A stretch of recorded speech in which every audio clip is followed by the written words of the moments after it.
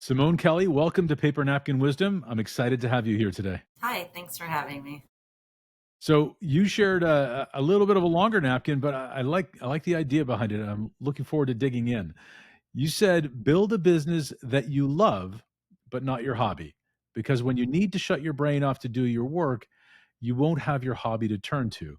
That sounds a little personal. Why did you share that with? I've always believed that it's because, like, I enjoy working so much. Like, I am literally working all the time, 24/7. I love it. It's always on my mind. It never goes away. And in those times that I need a break where I can't seem to get past whatever I'm looking at and I'm just getting frustrated, I need something to go to that is outside of work, right? So, like, I enjoy puzzling, I enjoy swimming, I enjoy watching sports, I enjoy all these things. I don't want to build a company around that because then I don't have an escape, right? Where I can be creative, I can take a break, I can step back and maybe reframe my mind to understand what I was trying to get through. And so building something that I love, that's easy because I love building businesses. But not building a business that is an actual hobby of mine because I have no escape then. I have nowhere to go except So back to work. except back to work, yeah. So so you said you always believed that. Is it because you observed it, you saw it? What helped you gain the experience to build this belief? I think from growing up, like just from my dad and what he did engineering. He loved it. That was really his crafty thing he liked to do. And then it became a career. And he was never happy with his career. It just never seemed to be enough for him. And I think because when I look back, that was more of his hobby, right? I think a career would have been something other that he didn't enjoy so much because after that was done, and his work was done. He didn't want to be crafty or work on anything. He just wanted things made already there to use. And possibly that's where it came from. I know from raising my sons, they were both in swim and they loved to go to the neighborhood pool. They had so much fun. And then they got in the swim team and, 8-hour days at the pool Saturday and Sunday, just waiting for 5 minutes to swim. And all of a sudden, they never wanted to go to the events anymore where they had at the neighborhood pool. They had like, Halloween things and Fourth of July themes. And they're like, I'm never going back to that pool again unless I have to actually go to a swim meet. So they lost the flavor of actually swimming or having fun at that event because it became almost a career to them because they were there, 4 hours every day and 16 hours on the weekend. Yeah, um, I I I I've seen my kids go through that too, and it's really interesting to watch that happen. So for you, you've been deliberate and you've built several businesses, right? You've built and sold, built and scaled more than one business. So doing that and falling in love with the idea of building a business and taking an idea through, has it been hard for you to stay away from your hobbies? Has it been have you been in the middle of your hobby and saying, "Hey, I could build a better puzzle"? No, never once. Never broken that rule. First business was lending, which I absolutely loved. It made sense. It was black and white. I could really understand it. And you were helping people get into homes or refinance, get out of debt, things like that. And it was, I don't know, I really enjoy helping people, I guess is what it is. And if you look at my hobbies, they're very insulated. Like swimming is as an isolated event, right? You're swimming laps. Puzzling is an isolated event. I guess you could have friends over for puzzling, but that just is not my idea of puzzling. You know, I mean, I write songs, right? That you're not definitely having a group of people help you write music, right? So everything I do is very, very singular way of my hobbies and my work. Everything I do is with multiple people, multiple teams, and multiple different companies. So I've never veered into where my isolation needs to be into my business, if that makes sense. Yeah, it does. So you save your group time for building things that help people, is what it sounds like, right? But your hobby time is you time. It's Simone time, where you can maybe shut that down and just be with your own thoughts. Does that sound right? That's correct. Absolutely. So, how do you, are there times when you lose track of needing to shut your brain off? Is it because, I think for a lot of us when we're building businesses, it becomes so, I don't wanna say the word intoxicating, but it's almost like that. It gets so exciting. Every problem we solve in creating the business just helps us gain momentum, and we lean further into it and lean further into it, and it becomes so much fun to be that creative. Do you ever find yourself forgetting to shut yourself off? Yeah, a lot. All the time, actually, which is why I need those hobbies to be separate, right? I have an incredible passion to helping people build their own businesses, especially businesses that are service oriented around communities, helping people in their communities, because I feel like that seems to be the people I want to surround myself around are people that want to give back as well as being able to continue to perform a business and continue to perform that business while making money to do that because we're not all charitables, right? Like we have to make money to be able to provide that kind of service to the community. But I'm not looking at it as like, you're going to make millions and then everybody's going to do work for you, right? No, it's more like you're actually going to make a living and a very good living at this and you can scale it and I'll teach you how to scale it and move it bigger and better and to help more people. But yeah, no, there has been many a time. And when you're helping people build a business, you get really engrossed in their life, right? Like it becomes a passion where you can't stop it, where you think about it at 2 in the morning and you're writing a note like, oh, I got to get back to them at like 6 a.m. when they wake up because they're on East Coast time, right? And so you're just constantly like thinking of things that you can do to betterment the people that are entrusting you and helping build their business as well. I think that I don't know how to turn it off. I really don't. And that's why I say don't do your hobby because when I finally sit down to puzzle maybe or get in the pool, it takes me a good 4 or 5 laps to like actually start swimming like a normal human being because my brain is all over the place and I can't, I'm almost drowning in there because I'm not thinking of my stroke. And so it's, uh, it's very difficult to turn off when you love what you actually do. Right. Right, and I love that you talk about the fact that even when you are switching gears, and when you're switching gears into something you love to do, and you love to swim, you're talking about it affectionately, you love to puzzle, but when you're doing those things, it probably takes you a little while to shift gears and get into it, because we're sort of hardwired to work on solving the other problem, the business problem, and it can be engrossing. So, do you have a ritual around trying to speed that up, or do you let it happen? So when it comes to like swim, like you mentioned, I literally just, get ready, jump in the pool, dip my toe in first, like, oh, is it cold or is it warm or what is it? And then I don't know, I go up and down 4 times in the pool and that clears my mind. And then I start my first lap. If I don't do that ritual, then no, it takes me 3 to 4 laps just to calm my brain down. With puzzling, it's very easy. You sit down and you just start separating pieces, you start putting pieces together. I mean, it's easy to shut your mind off when it comes to that. Writing music is probably the hardest to shut down as a hobby, to actually get into because your mind you're trying to reach that very creative side of your mind at the same time all your work is like in the front of your mind, so you're trying to shove so much back to get to that other side that's buried in the very very back. So I that is probably one of the least I go to when I'm the most stressed or frustrated. Yeah, that makes sense. So, let's talk about those 3 hobbies that you have. Swimming, very physical, puzzling.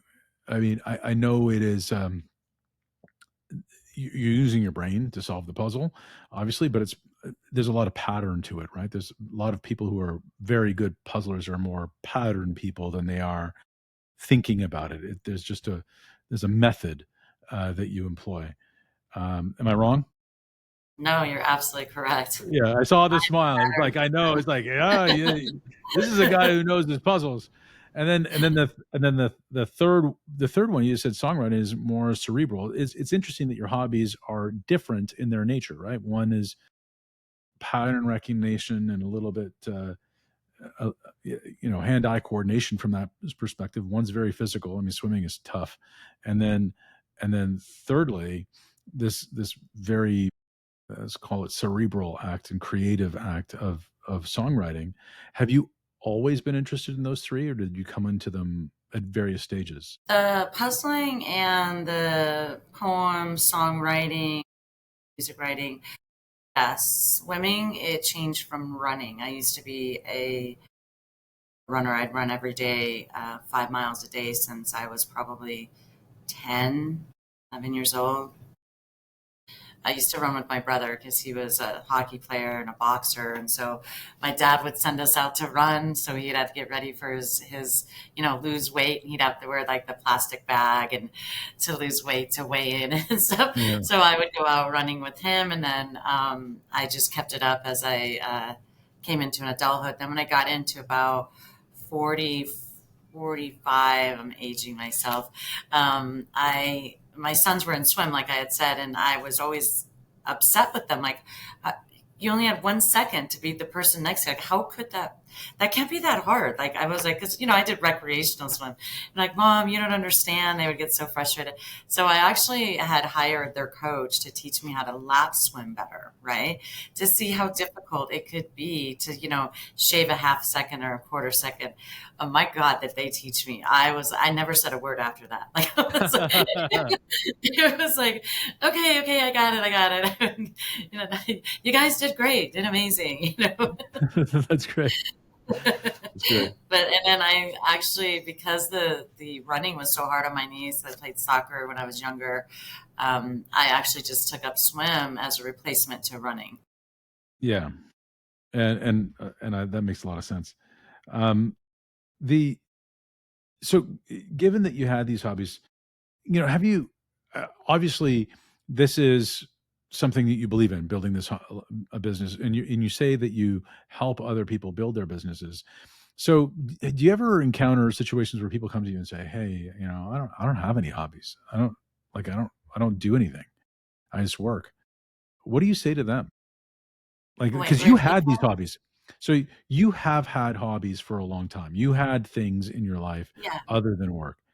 But I know that you help other people build business, right? So have you ever encountered with one of them, and maybe you've heard them say to you, I don't have any hobbies.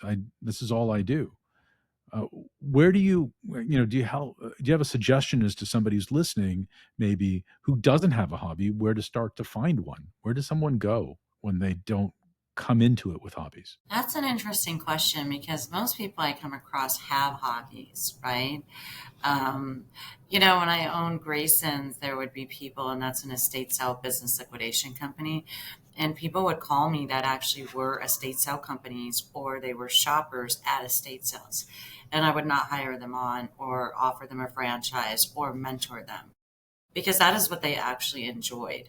And so for me, and I told them, I'm not the right answer for you because this is what you enjoy and you're going to wreck what you enjoy and you have your own habits already on how you think things should be done or what should be done. And it would just be a battle from the beginning, one taking you away from your hobby, but another you already have instilled what you feel is the correct way to run a sale or do a sale. So I never sold to anybody who did that as a regular, as their hobby. A lot of people go to estate sales on the weekend with their parents. They've been doing it for 30 years or however much.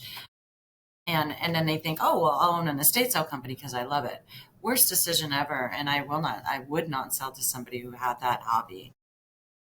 And most people who I speak with, especially when I'm building their businesses, it starts off kind of like how you and I are. We're talking about what they enjoy and what they want to do for work, and then I bring it into a much more personal level. I don't ever just dive right into work. I want to see what they're about, what they enjoy, and what type of breaks they can. Because I will tell them, take a break. Like you need to take a break. Go ride your bike, go mountain climb, go do whatever it is you love to do, which by then I'll already know what it is because I'll have that conversation initially with them and remember that that's what they use for their hobby. So I don't think people may not even know that they have a hobby, right? I remember the first time somebody asked me what my hobby was, and I was like, I'm not crafty. Like, I don't know. What do you mean what my hobby is?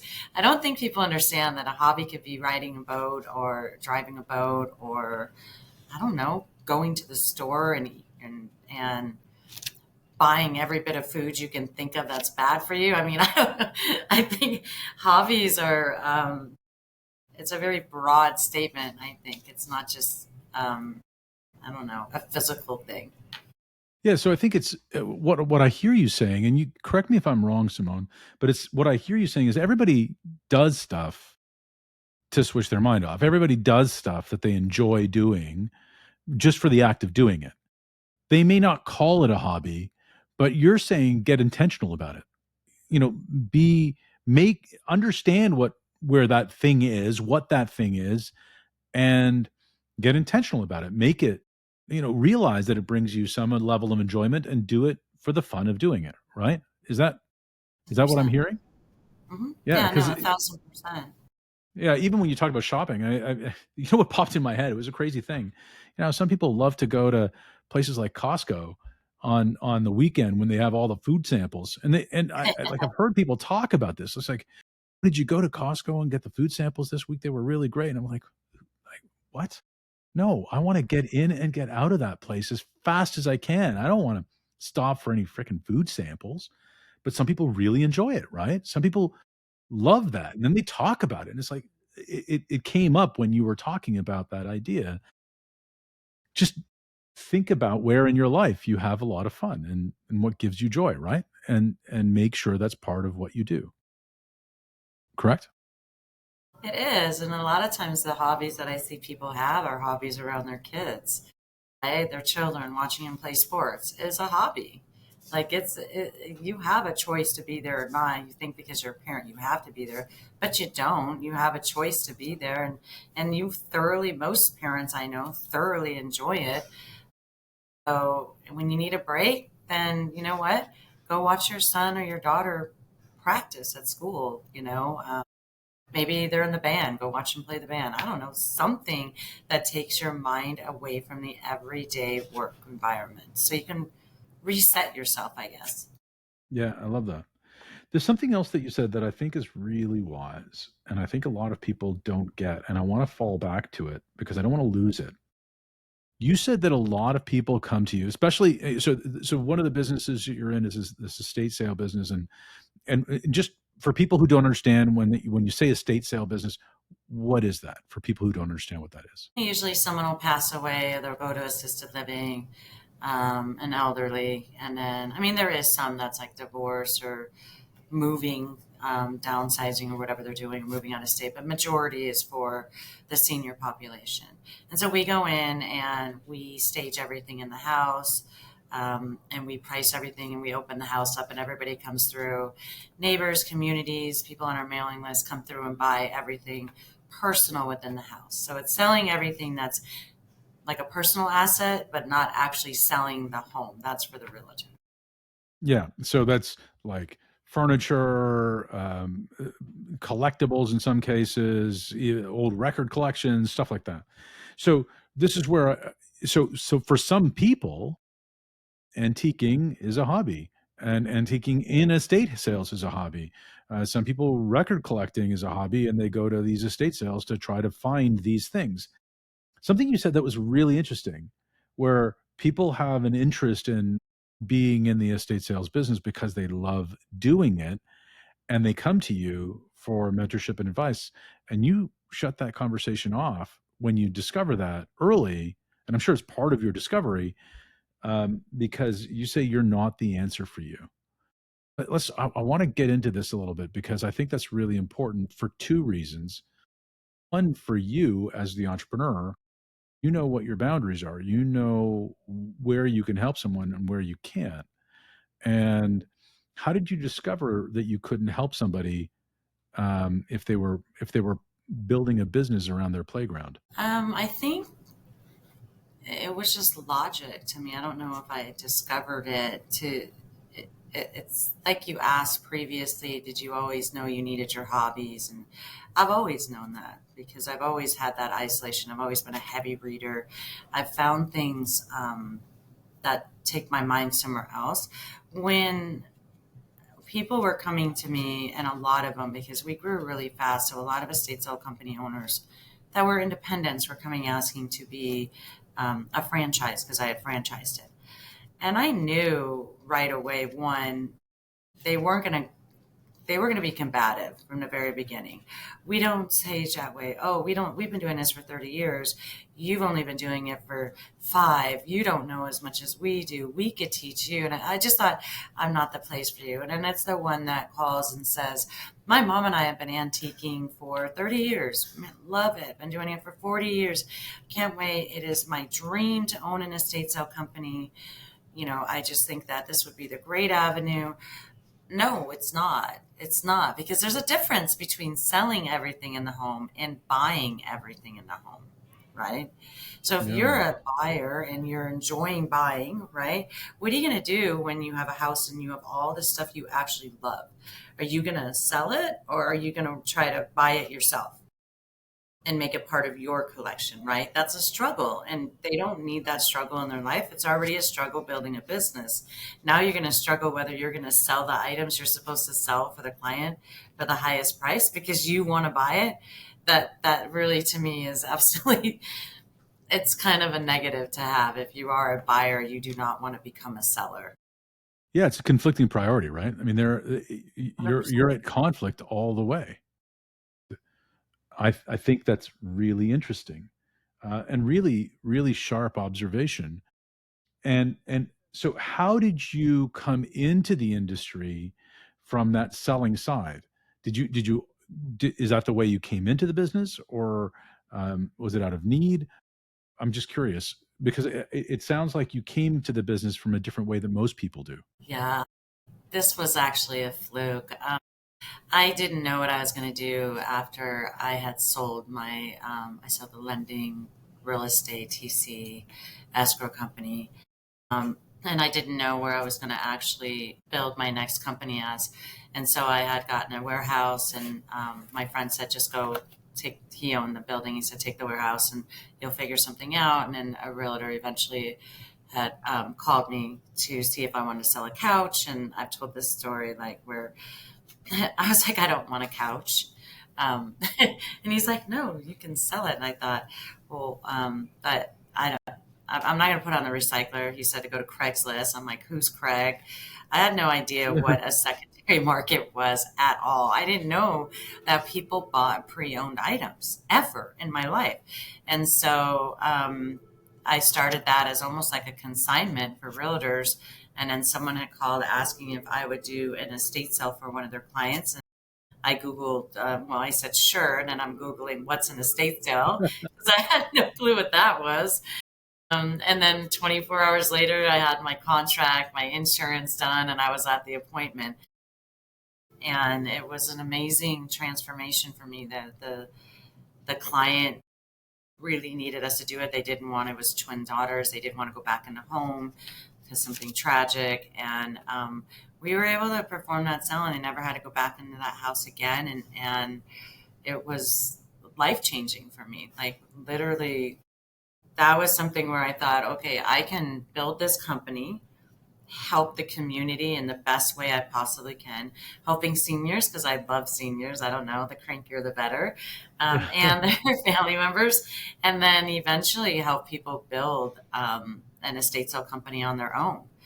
So it really fed into every single thing I love to do as a work. Yeah, you lit up even just talking about it, and it feels very sincere. So I think this I love the fact I can just see it. How many times have I been there where somebody says, "Hey, can you do this thing?" And I'm Googling what it means to do that thing or the term that I don't understand. It's like, yeah, I think I can do that. Um, Looks and easy on Google. yeah, yeah, Google described it in about 2 words, and now it's even Yeah. easier with the AI mode. It's like, oh yeah, look at that. I got a whole description. I got a how-to guide. So yeah, ultimate enabler, ultimate entrepreneurial enabler is Google. So Sure. I love that. Do you want to sell a couch? It's a whole different take on, do you want to buy a watch? You just can't hold it underneath your coat. God, I was just like, what am I going to do with the couch? And the Right. couch was awful, like ugly. It wasn't even a full couch. It was staying, and it sold for like $350 the same day when I put it on that Craig guy's list. And I'm like, Yeah. it was amazing. I thought this is the greatest industry of all time. That's crazy, right? So, so I love all of that. You also talked about how the people who came to you because they love it, because it's a hobby, um, we're going to be oppositional. We're not going to incorporate the systems that were part of the model that you had created, part of the franchise model that you created, because you had created a model built around selling, and they had developed a passion around buying, and those two things couldn't be together in the same space, right? I think that's really so vitally important for a lot of people to understand that you have to have a singular focus. You have to understand what the purpose of the business is and be really involved in it. And then the second part of it is you have to know when someone isn't right for this, like the system isn't going to work for them, and it's just going to be an uphill battle regardless of, hey, I love this so much, I'll buy 10 franchises from you. No, you won't, because it's going to be mayhem, right? It's going to make your life hard. Isn't it true that the people who are aligned with you, the people who believe in what you believe in, really help pull you forward, like really help grow your business more organically? And sometimes as entrepreneurs, we have a hard time saying no to the things that oppose us, but this seems like it comes very naturally to you. Um, did you learn that sense of saying no, or just was it easy? Was it automatic? Well, my dad always said no, so I was pretty used to that word. Everything I wanted to do was no to everybody, so I was pretty used to hearing it, so I got used to saying it. But no, I honestly, it is pretty natural because I think what makes it natural is I'm not into building businesses for the money. I'm not into building businesses for the accolades or the title or the, anything else out there that's going to put me in front of things. I'm really into building businesses to help others. And so when you're focused on that, and you know that takes up a lot of time and energy to get the right people in place, you very easily can see through people to say, you are going to be a nightmare. Like, no, thank you. Our personality doesn't work. Whatever it is, whatever you've done before, I think you should probably stick with that. I've never had a problem telling somebody that I'm not a good fit for them when it comes to a franchise sales or business, because it's a battle from the very, very beginning. From the moment you start, it is, you can tell by the conversation you're having with them, because I have very like open conversations with you. I don't hold anything back. I'm upfront, and I ask very pointed questions so that I can understand, because if it's a waste of time, if I'm wasting their time, because my time, okay, whatever. But if I'm wasting their time dragging them down this road, I know that it's going to be horrible. That doesn't do them justice, and you're not respecting their time. So, no, it's very easy for me to say no. And those people that you had mentioned, the very ones that support you, those shape your entire industry. They shape your actual business. Like, getting those first 5 or 10 people on board, whether it's franchising or just employees, those are the most important people. I was just telling the receptionist here, you know, um, my first job at 17 was a receptionist for a luxury home builder, and we get like 1,500 calls a day. But it was by far the most productive business or job I ever had. I learned customer service. I learned multitasking. I learned how to treat people professionally. I learned how to be in front of people when they came in. I learned how to speak on loudspeakers. I mean, it really shaped me for who I am today, because I have zero problem answering anybody's phone when I walk by. I'll pick it up and answer it, because it's something that's been inbred me for what, 3 years I was doing that. It was amazing. And so I don't know. I don't know why I got off on that track. I think because I was thinking about like people who are in the right position. Yeah, you said we got into it because we were talking about the first 5 people that you have on board, either as employees or customers, are really important. And people don't get that. Like, the first people you align with are the most important. And if they're oppositional, and if you have to work on them to see the world in the same way as you, you're losing momentum every single time you work on everything. On It's almost like you're pushing the same vehicle in different directions. And even slightly different directions makes a difference. So if you're not both behind the car pulling pushing it along, it's a lot harder than if somebody's behind the car and someone's pushing this way, right? You could both be pushing on the car, but it has to be in the same direction. And that really makes a big difference. And it's so critical. I remember, I'm sure you've heard things like this, but I remember when I was starting off as an entrepreneur, somebody used to say to me, I asked them honestly, I said, "Hey, what's your secret to building so many businesses?" And he said to me, he put a hand on my shoulder, and he says, "It's not what you think it is. It's one person. You need to find one person who you can work with, who will be there with you in the dark days, because you're going to lose belief in yourself, but you'll never lose it at the same time that they do." And I was like, I I "Oh man, agree. I right?" mean, in all of my businesses, I've always started with one person and they were with me to the very end. These next few businesses that I'm building, I haven't located that person yet. I've been through a couple. And again, I've never, every person I've ever hired that have been with me, especially the beginning ones, they're the ones that are answering the phone. That's why that call. So I said, I think I brought up the receptionist thing. They're the first one that they talk to, right? And they stay with me to the very, very end. And I've just never experienced individuals. I guess maybe I got lucky. I don't know, those first two times where the business became their business. Like they treated it like it was their business, their home. I mean, they thrived under it. They would go home thinking about it. I mean, we couldn't get enough of it when we were there. And I just, these last probably 3 years, I've seen such a shift in personality um, in regards to hiring. And I don't know if it's that working from home concept that's been happening, where you're not be able to build that bond with people, or what is happening, but it's been very difficult. But I mean, it'll come in time, I guess. I'm always the forever optimist. Some things aren't meant to be, and some things are. I agree with you. I also want to come back to something else you said that was really important. When I asked you about saying no, you said you're not into building business for the money. You're not into building business for the accolades and attention. You're in it to help others.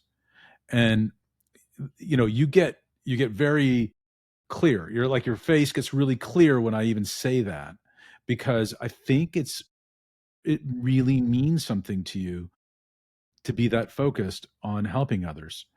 And I think that when you do that, I have this saying that I like to repeat is profit follows contribution, but the contribution has to come first. The contribution to something bigger than you, something bigger than even the business. But when you are focused on contribution, then profit will follow. It'll take care of itself. How does that land with you? I agree. I agree. I think it's always been, if you do the right thing, it comes back, right? If you help somebody, it comes back from not that person you help, because it's not supposed to, right? But it will come back. And then when you're doing the right thing, it all just seems to fall in place. It's hard. Like it is, excuse me, I'm sorry. It's not easy to not think of like the bottom line, and where do I want to be, and my goals, and my, the business plan, and we should be here, we should be there, we should be there. It's, to me, it's not where should we be financially, it's where should we be on how many people we help, right? Like our goal with Seniornicity is to help 1 million seniors in a year and their family members. Not that very lofty goal, but if you notice, it's never about we need to make X amount of dollars for that makes no sense to me. Because think about it, if you help 1 million seniors, then you're making money helping seniors anyway while you're helping them. So if all you're focused on is money, money, money, you kind of don't, you miss the importance of what you're doing. You forget it. I remember with Grayson's, I had stopped all sales because we were just getting way far away from where we started and putting all this tech in front of people and all.